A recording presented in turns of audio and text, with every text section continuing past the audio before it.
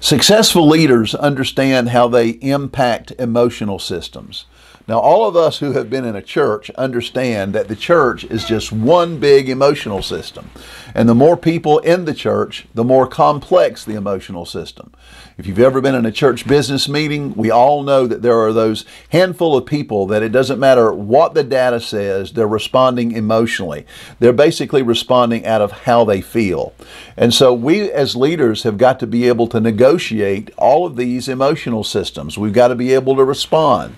So when we're in a time of crisis, when the emotional system is one of crisis, we need to understand that crisis shatters belief and it threatens people's sense of security and exposes their vulnerabilities. So how do we respond?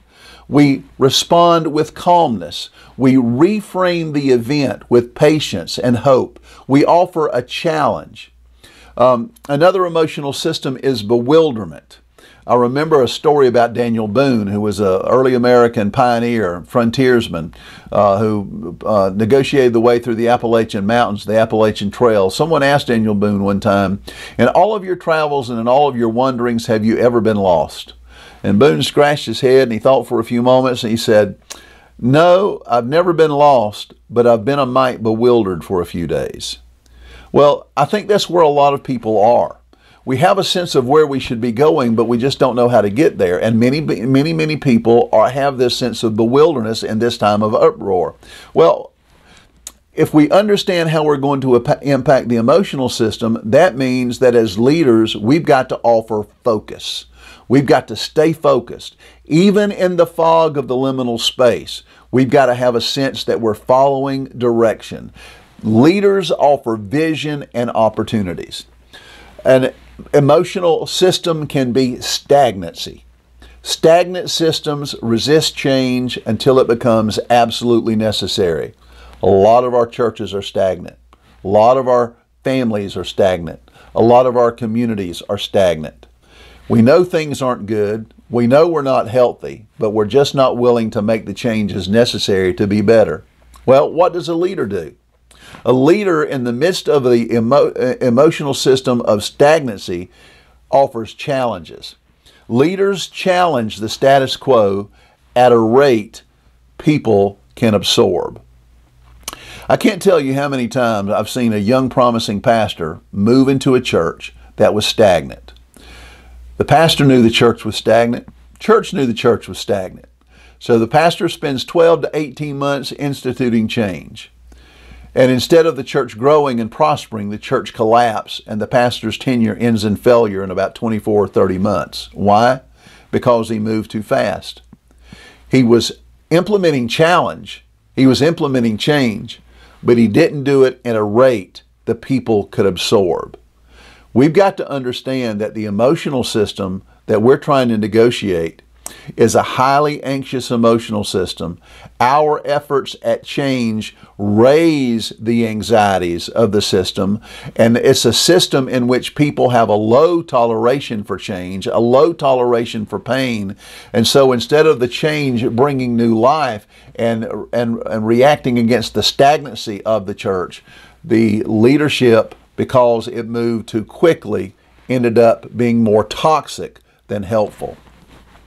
New situations cause a lot of anxiety in systems, in churches, in families. If you've got a family of 4 and suddenly you get a brand new baby, that new baby makes it a family of 5, and that new baby makes the systems of that family change in every way. You have new families come into a church, especially if they're new families that are not of the same ethnicity or of a different background. It provokes a change in situations and it provokes anxiety. New situations always provoke anxious responses. I remember having a conversation with a young pastor several years ago. He was pastoring his first church. He had gone through the ministerial internship program with me.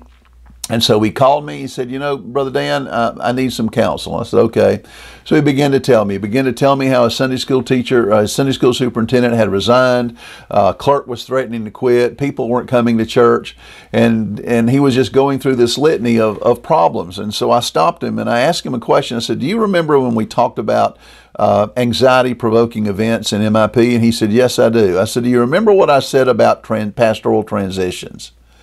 And he said, what did you say? I said, every time a church goes through a pastoral transition, the new pastor is the source of anxiety. And all of a sudden he said, wow, they're not the problem. I'm the problem.